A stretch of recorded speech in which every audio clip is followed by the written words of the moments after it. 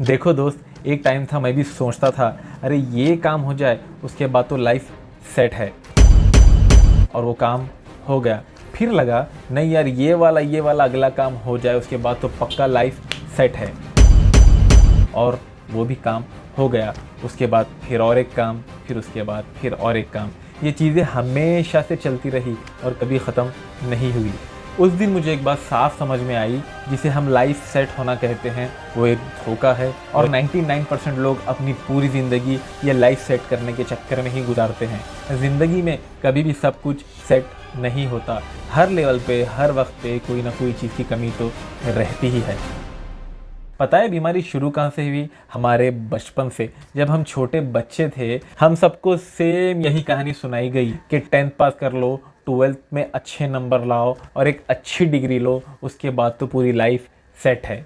और हम सब ये रेस में भागते रहे, पर किसी ने रुक कर ज़रा सा भी ये नहीं सोचा कि ये रेस की फिनिश लाइन कहाँ पर है। मैं दूसरों की क्या, अपनी ही बात बताता हूँ। जब मैं 10th में था तो मेरे दिमाग में बस एक ही चीज़ चल रही थी। जैसे ही मेरा 10th क्लियर हो गया, उसके बाद काम करना है, पैसा कमाना है और ज़िंदगी को खुल के एंजॉय करना है। आगे इसलिए नहीं पढ़ा क्योंकि मेरे को पढ़ाई में ज़रा भी इंटरेस्ट नहीं था और सीधा मैं पैसा कमाने के लिए निकल गया।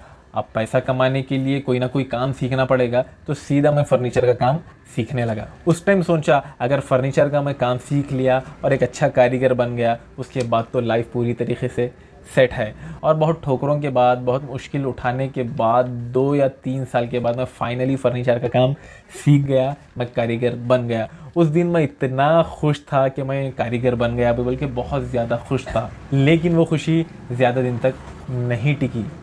कभी थोड़े दिन गुजरने के बाद फिर मेरे दिमाग ने मुझे अगला टारगेट दिया कि भाई अब तू काम तो सीख लिया है, पर तुझे किसी के अंडर में काम नहीं करना है, तुझे अपना काम करना है, तुझे खुद का काम करना है, तुझे कॉन्ट्रैक्टर बनना है, तुझे ठेकेदार बनना है। आज नहीं तो कल ये सचिन टिचकुले बहुत बड़ा कॉन्ट्रैक्टर बन के दिखाएगा। ये अगर तू बन गया, उसके बाद तेरी लाइफ में कोई टेंशन नहीं रहेगा, पूरी लाइफ तेरी सेट रहेगी। फिर मैं भागा दौड़ा 1-2 साल, पूरा मार्केट देखा, मार्केट में क्या चल रहा है, क्या नहीं चल रहा है, कौन सी चीज़ का रेट क्या है, सब मालूम करने के बाद, लॉस उठाने के बाद फाइनली मैं कॉन्ट्रैक्टर बन गया। मैं नहीं मानता। उसके बाद भी मैं इतना ज़्यादा खुश हुआ, मैं आपको बता भी नहीं सकता, क्योंकि मैं कॉन्ट्रैक्टर बन गया था, मेरे खुद के साइट चल रहे थे, मेरे कन कारीगर थे। लेकिन ये खुशी भी मेरी ज़्यादा दिन तक टिकी नहीं रही। कभी फिर उसके बाद मेरे दिमाग ने और एक अलग चीज़ दिखाई और एक अगला टारगेट दिया कि भाई तू कारीगर भी बन गया, तू कॉन्ट्रैक्टर भी बन गया, अब एक दुकान डालना है, अब एक छोटा मोटा बिजनेस शुरू करना है तेरे काम के रिलेटेड। अगर तू अपना बिजनेस सेट कर लिया, अपना डिकोलम का कारोबार सेट कर लिया, उसके बाद तो तेरी ज़िंदगी पूरी तरीके से सेट है। उसके बाद तेरे को कोई भी चीज़ करने की ज़रूरत ही नहीं है। फिर मैं अपना छोटा मोटा बिजनेस करने की कोशिश किया, लैमिनेट का बिजनेस। फिर मैं वो बिजनेस के लिए भागा दौड़ा, अपने घर से कोसों दूर गया, जाके कंपनी विज़िट किया, फैक्ट्री विज़िट किया, ओनर से बात किया। ओनर से बात करने के बाद फाइनली मैं अपनी दुकान, अपना बिज़नेस शुरू किया। और बिज़नेस शुरू करने के बाद भी इतने मेरे को ठोकरें लगे, इतने मेरे को धक्के लगे, मैं आपको क्या ही बताऊं। और तकरीबन 3-4 साल बाद, उसमें कड़ी मेहनत करने के बाद, ठोकरें खाने के बाद, धक्के लगने के बाद, लॉसेस होने के बाद, आज मेरा बिज़नेस एक स्टेबल लेवल पे है। इसमें भी मुझे बहुत खुशी मिली। फाइनली मेरा बिज़नेस सेट हो गया, भाई चल रहा है, बिज़नेस भी चल रहा है, थोड़ा बहुत काम भी चल रहा है। और ये भी खुशी मेरी ज़्यादा दिन तक बिल्कुल भी नहीं रही।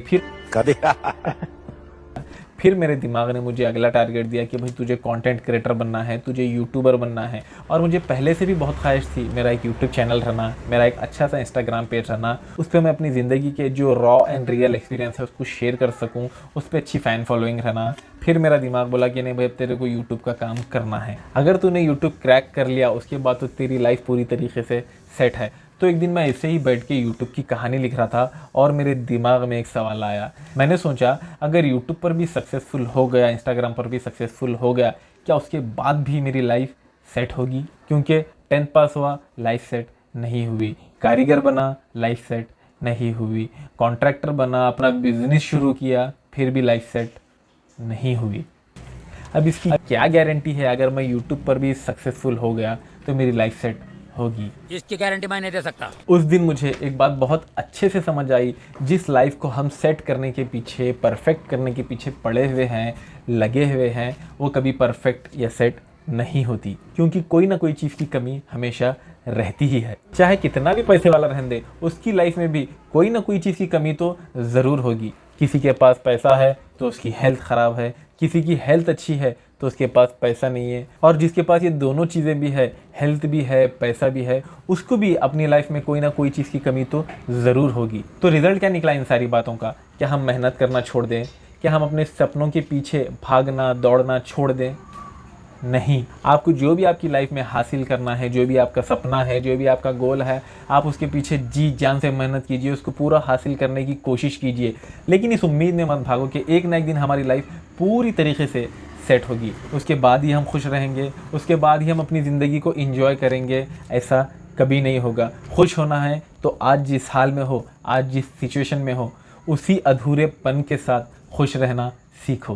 क्योंकि सच तो ये है मेरे दोस्त, सब कुछ कभी किसी को नहीं मिलता। किसी को आसमां मिला है तो ज़मीन नहीं मिलती, और जिसको ज़मीन मिली उसे आसमां नहीं मिलता।